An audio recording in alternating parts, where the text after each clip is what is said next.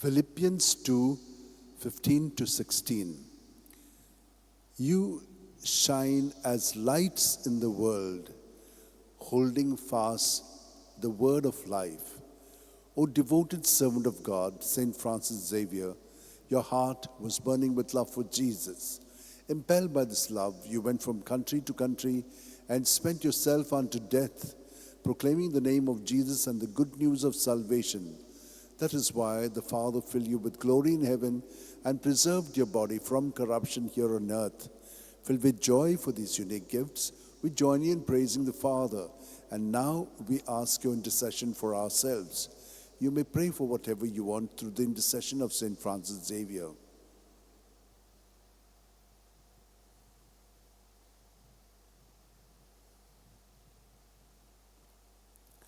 We ask you to obtain for us the fulfillment of these desires if they are pleasing to the Father. And for everything, together with you, we praise the Father through Jesus in the Spirit. Amen. And may Almighty God bless us, the Father and the Son and the Holy Spirit. Amen.